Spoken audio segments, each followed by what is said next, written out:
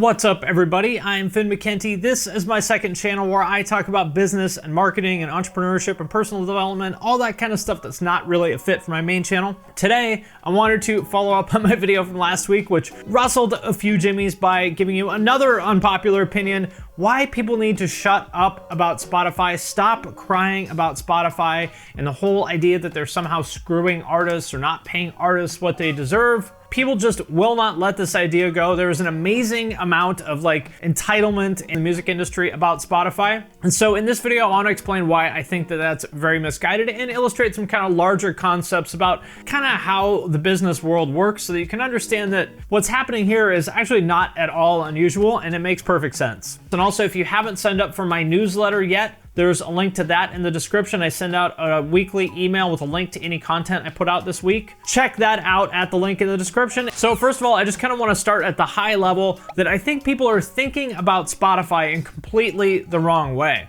Musicians are very myopically focused on how they can use Spotify to make money, which obviously that is an important part of Spotify, but it's not the only part of Spotify. And I would argue that it's not even the most important aspect of Spotify for musicians. There are two things that they can do for you. Number one is revenue. They can help you make money. Number two is discovery. They can help you grow your audience, reach new people, get more listens from the people who do know who you are. And I would argue that the discovery part for small artists is way more valuable than the revenue part. Because remember, it kind of doesn't matter what their royalty rate is when nobody is listening to your band. 0 times anything is still 0. In my opinion, small artists or small businesses of any kind should be focusing on growth more than anything else. Build that platform up until you get to a certain level, then you can maybe focus on monetizing it more. But until you've gotten to that level of I don't know, for an artist, let's say 100,000 monthly listeners or something on Spotify, I think that's got to be your first priority. And the fact of the matter is that when it comes to discovery, Spotify is better than any other platform on the planet has ever been. It is the best music discovery tool that there ever was, period.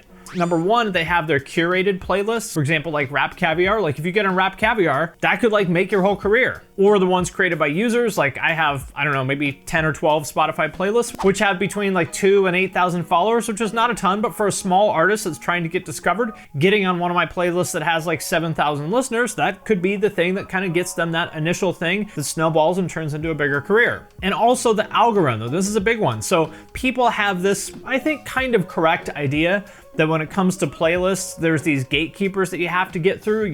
There's the whole process of submitting your song to the editors to be reviewed to get put on a playlist, which 99.9% of the time it'll never end up on one. But their discovery algorithm is the answer to that. For example, the Discover Weekly, or if you look at the daily mixes, it's crazy how good their algorithm is. It knows that there's a difference between Madball and a Have Heart. It knows that there's a difference between Born of Osiris and a Mirror. If you get plugged into that, that could give your band thousands, maybe even tens of thousands of new monthly listeners. So I would ask, what is more valuable to you? An extra $50 a month in royalties or 20,000 new people listening to your music? So to kind of compare all the different platforms, I think you can rank them on those two different dimensions, on either revenue or discovery. For example, I think Spotify is amazing at discovery and it's okay at revenue. You can make some money there. On the other hand, Bandcamp is amazing for revenue because you sell something for 10 bucks and you get to keep, 7 or 8 of that? If you just want to make money, Bandcamp is the way to go. However, it sucks at discovery because Bandcamp is kind of deliberately a small company that doesn't want to be big and sucks at technology. They're like the music platform equivalent of one of those hipster cassette-only labels. And remember, you can put your music on all of these platforms, and you should, and use them for what they're good at. Aaron from Intervals is good at this. He spends money on Facebook ads driving people directly to Bandcamp because that's where he makes most of his money. But then he's also working on the Spotify stuff to kind of do the best to take advantage of that algorithm and grow his audience there. These things, it's not either or, it's both and. Discovery is important, revenue is also important. You can't expect any one platform to just hand you success on a silver platter to grow your audience and hand you money hand over fist, right? That's not the way the world works. And remember, this emphasis on revenue is a new thing because it just wasn't even a possibility before. Remember, everybody talks about how much they loved MySpace and Pure Volume. They didn't pay you shit, or mp3.com. People loved those because they were good at discovery. Well, guess what? Spotify is even better at discovery than those platforms, and there's also a bigger revenue opportunity there. So to borrow the idea of revealed preference from economics, everybody complains about Spotify and acts like it's such a terrible, awful platform for artists, and yet they're all on Spotify. So if they really thought Spotify was so terrible, if they really thought they were better off without their music on Spotify, it wouldn't be on there. For example, like Taylor Swift wasn't on there until 2 years ago or whatever, because she really truly thought she was better off without Spotify.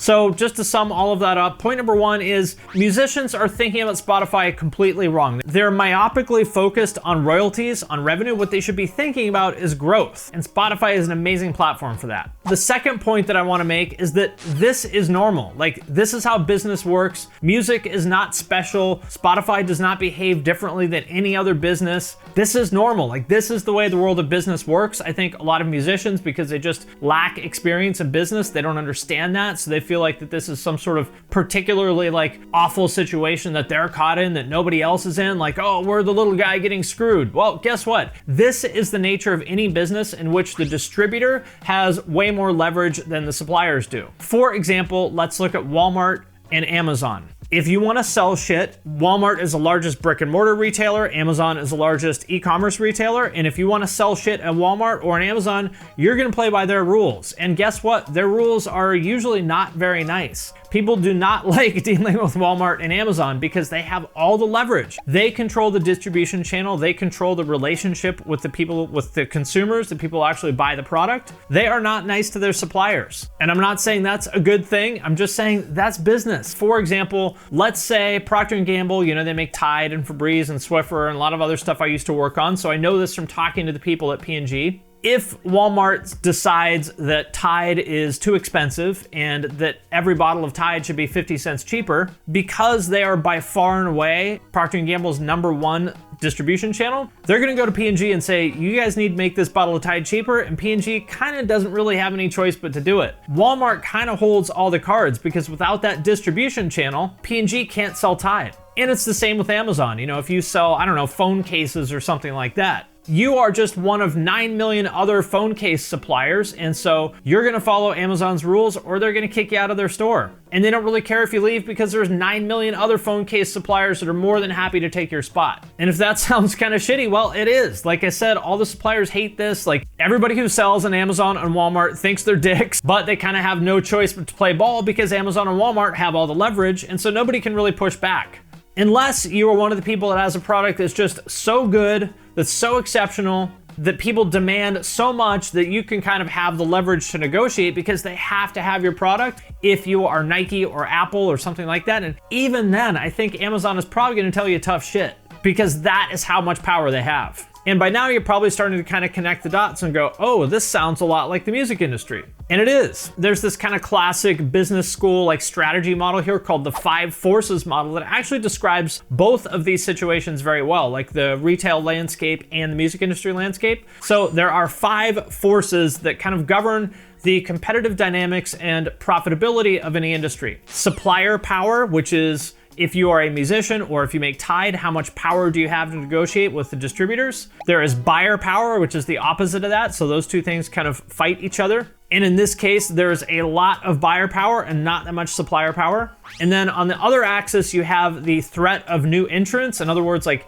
how many competitive new products may come into this industry. And in the case of music, the threat of new entrants is super high because there's new music being made all the time, right? And the other force is the threat of substitutions, which means what other things could take the place of the product that you're selling. In the case of music, that is any other thing that you might use for entertainment, like podcasts, Netflix, video games, TikTok, whatever. Again, that's super high in this case. And so all of that comes together in the middle here, which is the degree of competitive rivalry. And the higher the competitive rivalry is, the lower the profitability will be for any individual selling something in this industry. And so if you look at it through this lens, it's pretty obvious why the music industry is the way it is. And I'm not saying like, shut up and accept it. I'm not saying you have to like it. It's totally understandable to be frustrated by that. I'm just saying that like whining about it does not do any good.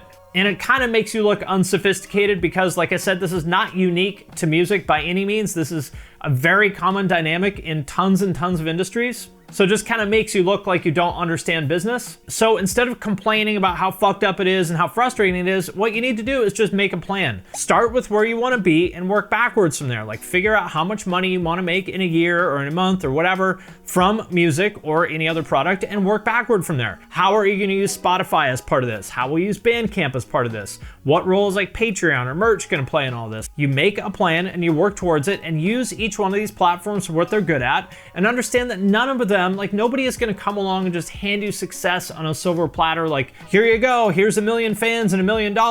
That's just not how life works. That's not how business works. And the sooner you just kind of come to terms with that and understand that it's on you to forge your own path, the quicker you're going to get there. All right, my friends, that does it for this video. I know this one may ruffle a few feathers, but it had to be said. I'm tired of people complaining about this. It drives me nuts. Let me know what you think in the comments. And also, if you haven't signed up for my newsletter yet, there's a link to that in the description. I send out a weekly email with a link to any content I put out this week. Videos, podcasts, any interviews I may have done, whatever. Links to what I am listening to or reading or watching. Check that out at the link in the description. And with that, I will sign off for now, but I will see you next time.